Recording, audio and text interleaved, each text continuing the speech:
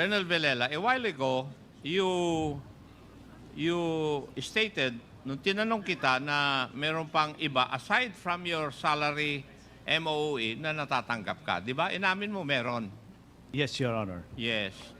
Ito ba yung sinasabi na iba kaysa doon sa salary at saka MOE mo? Opo, Your Honor. Yan. Yes, Your Honor. Kanino kaya galing yun? At sino yung tao na sinasabi mo na katagpo ni Captain ano ba? Kung sino po yung utusan ng asawa ko, Your Honor? Ang ibig mong sabihin, papupuntahin ko pa rito yung asawa mo? Hindi po, Your Honor. Kasi Sinong hindi asawa mo naman ang regular tinutukoy yun. mo? Sinong asawa mo ang tinutukoy mo? Isa lang po yung asawa ko, Your Honor. Ha? Isa lang po yung asawa ko, Your Honor. Sino nga eh? Si Marilu Mendoza Villela po, Your Honor. Huwag mo akong paglulukuhin ha, Colonel Villela. Papunta ka pa lang, pabalik na ako. Yes, sir. Yes. Ang tanong ko sa'yo, sino yung nagpapadala? Isang beses lang po yun, Your Honor. Hindi ko naman tinatanong kung ilang beses eh. Ang tanong ko, sino?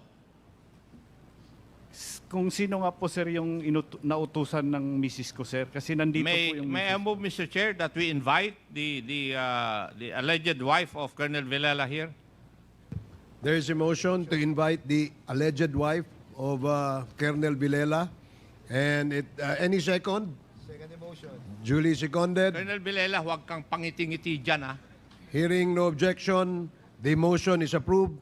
Let me remind you, Mr. Colonel Chair. Villela, you wipe off that smirk on your face. Otherwise, Mr. Chair. otherwise, really, this is the first time we encountered an arrogant official of the PNP like you.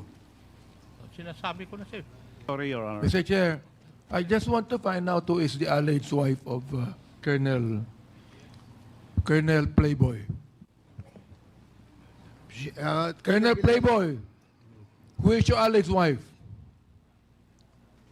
Isa lang po ang wife ko, Your Hindi Honor. Hindi po, Your Honor. Hindi siya asawa mo? Sino asawa mo? Si Marilu Villela po, Your Honor.